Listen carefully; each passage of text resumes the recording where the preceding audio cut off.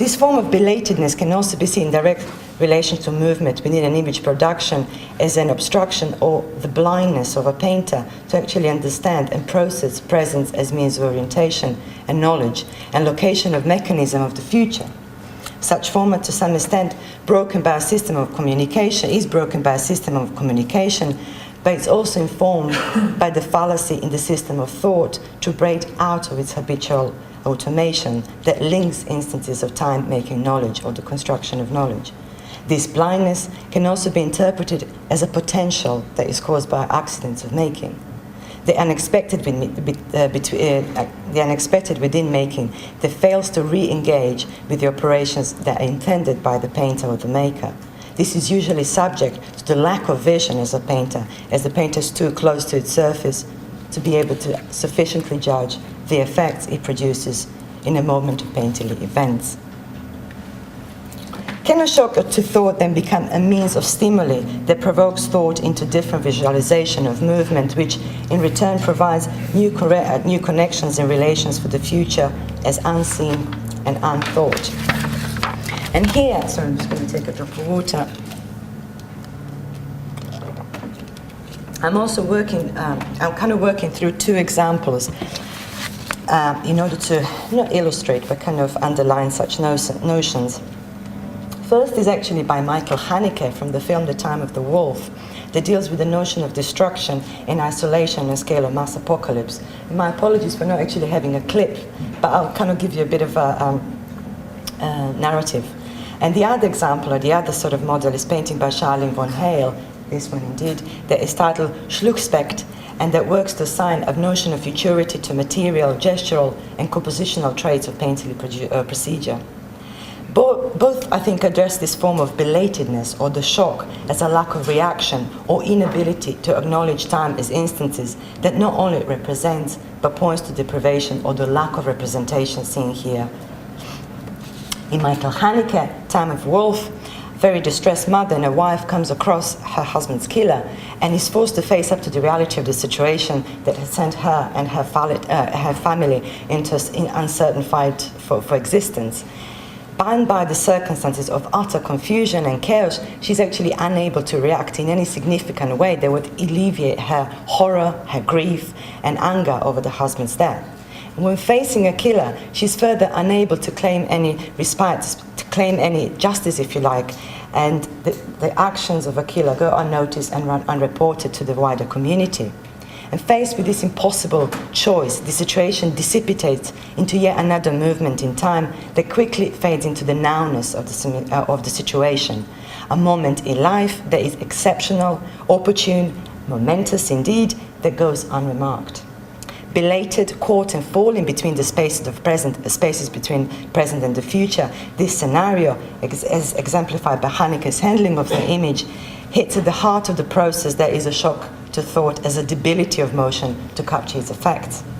Schluckspekt behaves differently in a situation that is similar motivation, but is constructed through chaos of material instances and painterly decisions.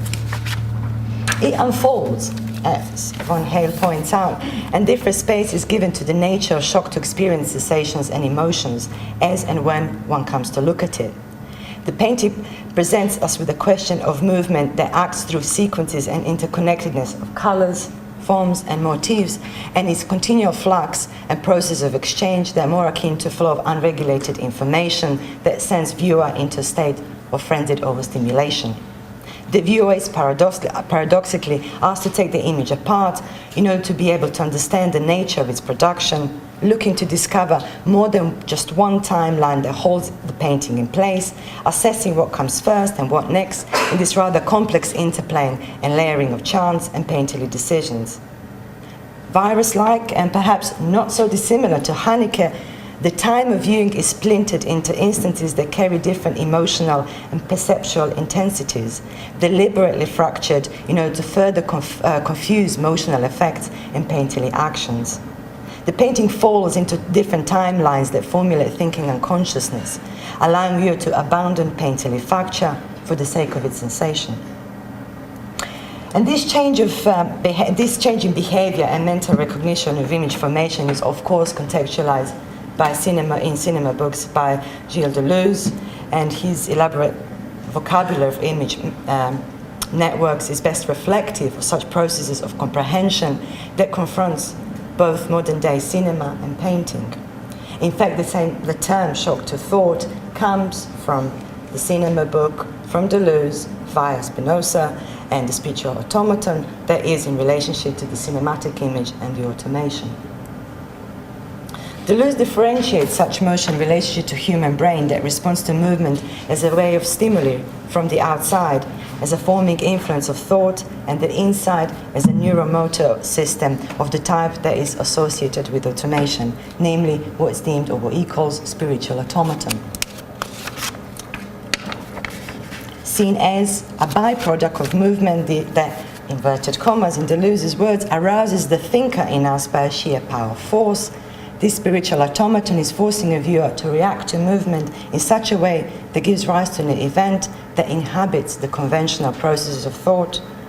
And by shocking the body and mind to react to the impact of motion, we are confronted with a potential in thought that opens itself up to new possibilities of expressiveness. This type of automation rises up to a challenge and a potential in thought that is realized through movement and can be observed as a new image that allows us to think outside the conscious and repetitive nature that is associated with mechanical reasoning. I think the importance of such a notion of spiritual automaton in this study, in this case, in its direct relationship to shock that for Deleuze represents a formative stage of thinking that is changing relationship our brains and bodies have with the environment, be that through means of mechanical sensation or affective responses that influence our behavior.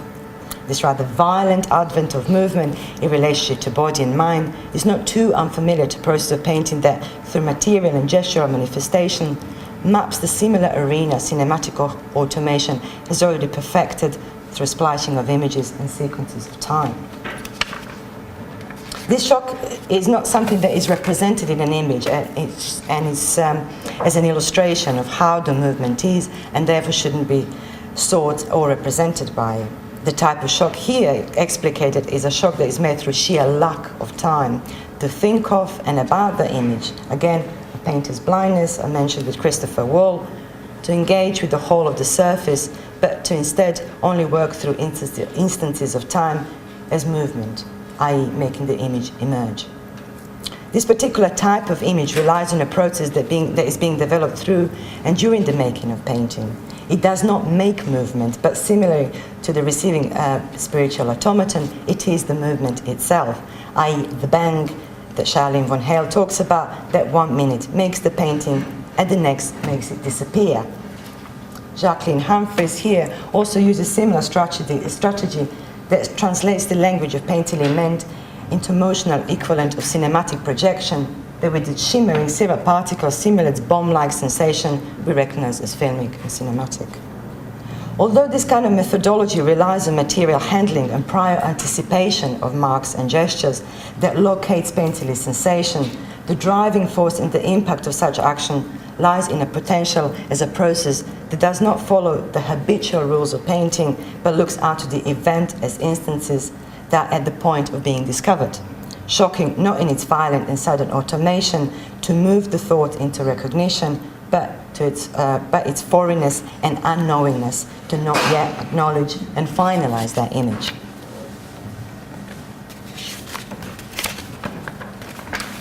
This momentary lack of identity and the unknowingness of painting production as a starting point towards recognition is the movement that, not unlike cinematic automation, places painting in a position of spectator that works against predetermined and well-formed working practices, and instead partakes in a process of painting's unfolding.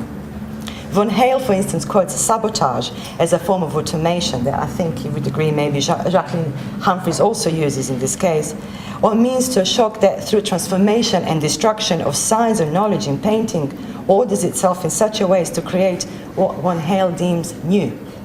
When you create, and I quote, when you create something indifferent and destroy, transform and manipulate that into something that you can't quite read anymore, then you've created something new. Von Heyl deliberately addresses the shift between double paradox that painting has created that both makes and unmakes instances of time in its formation of image, something that I believe Jacqueline Humphreys achieves quite well with the use of masking tape.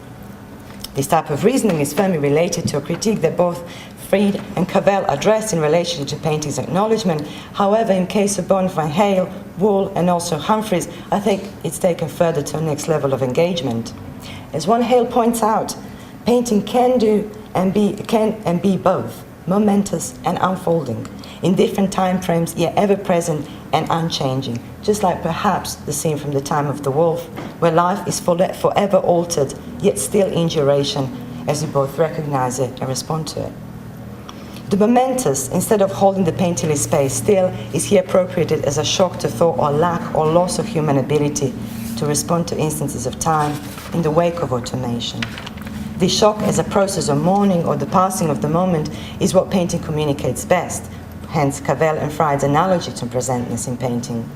However, painting also consolidates these two separate natures of movement by employing automation as its driving force and the process of unfolding. As such, the unfolding offers a potential in space-time mediation that is akin to thinking and reconnecting of visual matter to perceptive sensibilities.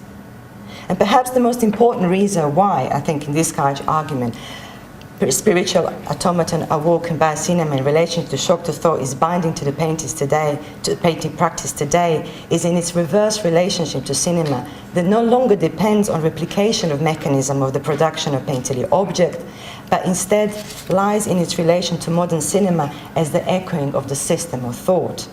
Painting does not replicate the system behind cinematic image, but borrows the very automation Deleuze uncovers in relation to thought as a means of thinking about movement, time, and a potential in painting's conception. The unfolding could then be read as a new system of thought that, to some extent, has taken on board Deleuzian spiritual automaton, spun it around, and applied it to its most valued resources, namely its facture and its movement. In the book Fold, Deleuze quotes, "We could say that the painting surface stops being a window and now becomes an opaque grid of information on which the ciphered line is written. The painting window is replaced by tabulation, the grid on which lines, numbers, and changing characters are inscribed.